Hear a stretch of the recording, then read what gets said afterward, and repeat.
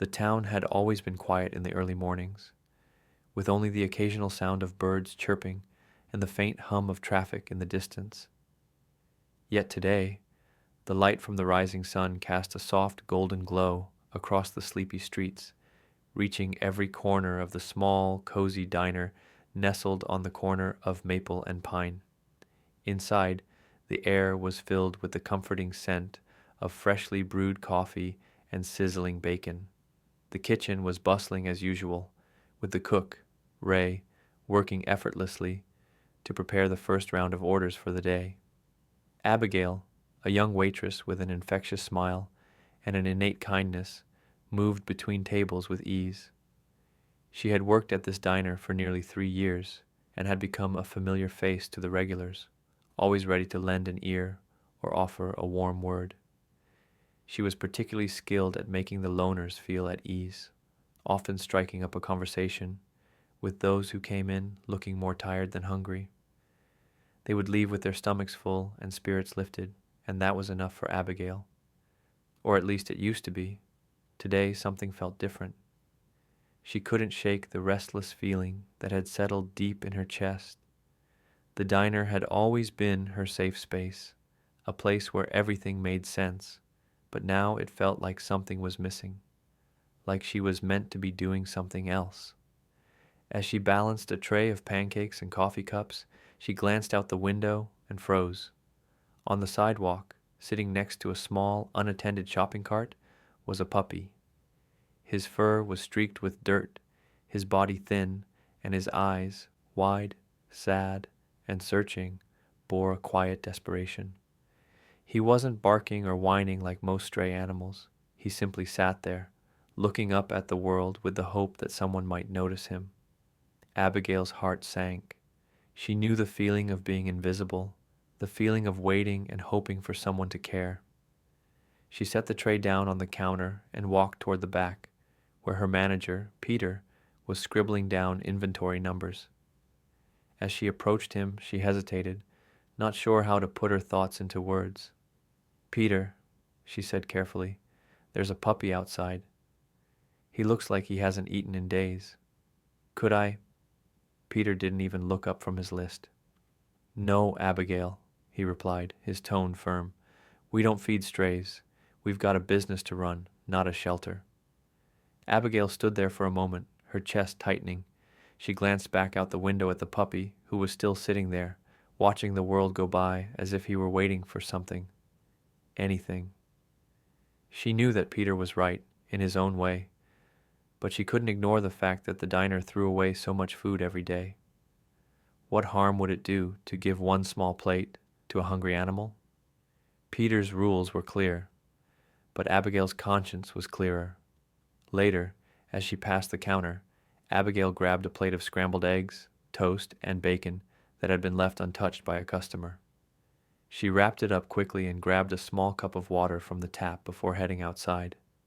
The puppy was still there, his tail wagging faintly as he noticed her approach. "Hey there," Abigail said softly, crouching down to the puppy's level. "Are you hungry?" The puppy hesitated for a moment, sniffing the food before devouring it in an instant.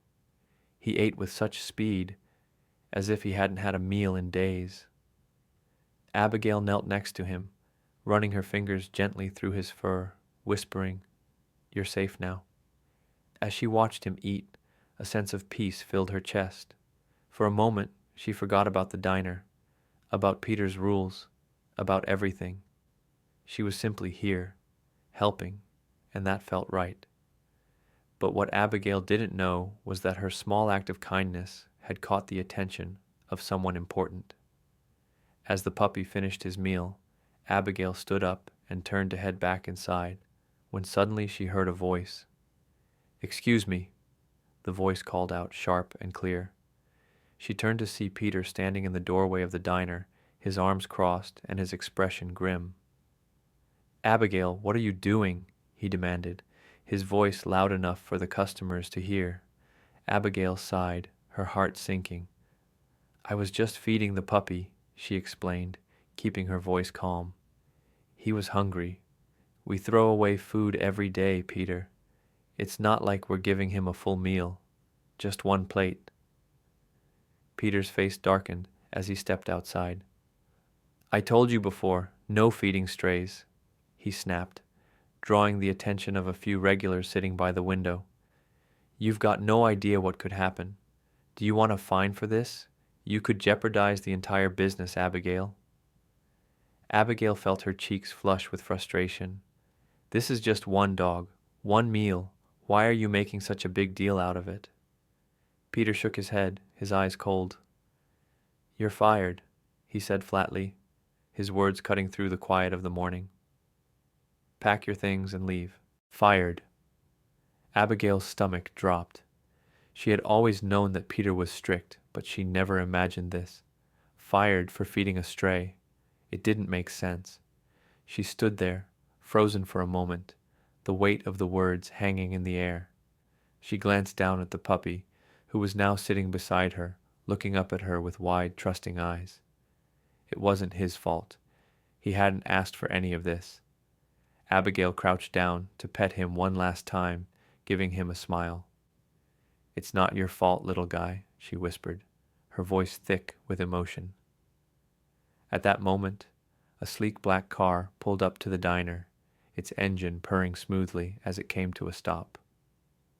A tall man in a well-fitted suit stepped out and made his way towards her.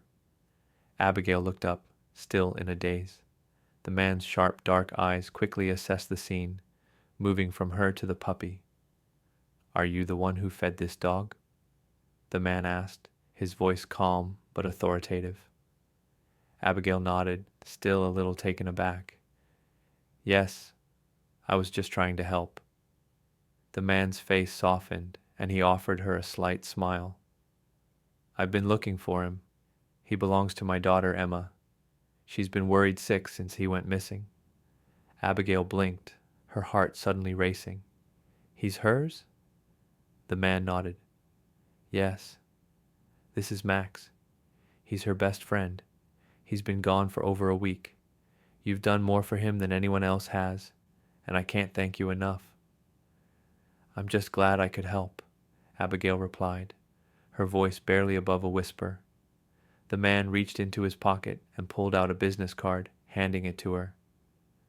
You've done something incredible, he said, his voice warm and sincere. I'd like to offer you a job.